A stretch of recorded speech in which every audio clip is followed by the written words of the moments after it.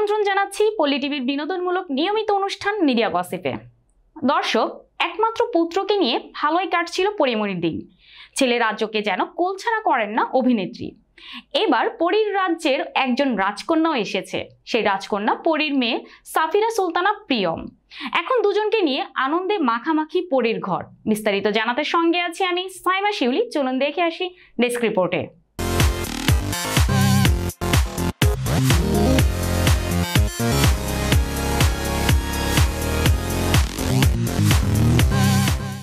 এই তো গত মাসেরই ঘটনা। 6 দিন বয়সী এক কন্যা শিশুর দত্তক নিয়েছেন পরিমণি।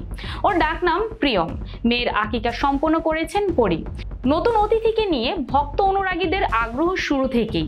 মেয়েকে দেখাবেন বলে সময়ও চেয়ে নিয়েছিলেন অভিনেত্রী। দেখিয়েছেনও একবার, কিন্তু এতেও মন ভরেনি ভক্তদের।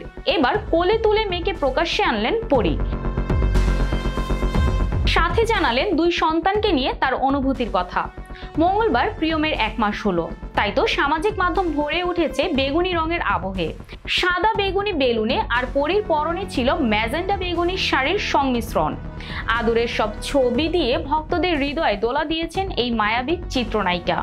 রাজ্য প্রিয়মকে নিয়ে তার অনুভূতি প্রকাশ করে পরিমণি লিখেছেন, এ আমার এক সুখের জীবন, আমার সুখ পাখিরা, আমার মেয়ের 1 মাস হয়ে গেল আলহামদুলিল্লাহ।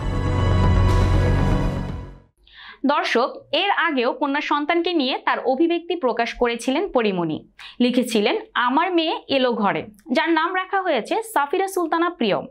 এই নামেই বিশ্ব চিনবে ওকে। ছেলের পরে মেয়ে, কি যে আনন্দ! আমার ঘরে ছেলের পাশে আলো হয়ে আছে। আমি ওকে দত্তক নিয়েছি। নিয়ম মেনে সই করার সময় মনে হলো আল্লাহ আবার আমার জন্য কিছু করলেন। বর্তমানে রঙিলা কিতাব নামের একটি ভারতীয় ওয়েব কন্টেন্টের কাজ করছেন এই নায়িকা। এর আগে বেশ কিছুদিন কলকাতা থেকে শেষ করেছেন আরও একটি সিনেমার কাজ। সেই পর্দা ভাগ করে নেবেন কলকাতার তারকা সোহম, মধুমিতারা। আজ এই পর্যন্তই। পরবর্তী পর্বে হাজির হওয়ার প্রত্যাশা নিয়ে আজকের মতো বিদায় নিচ্ছি। আল্লাহ হাফেজ।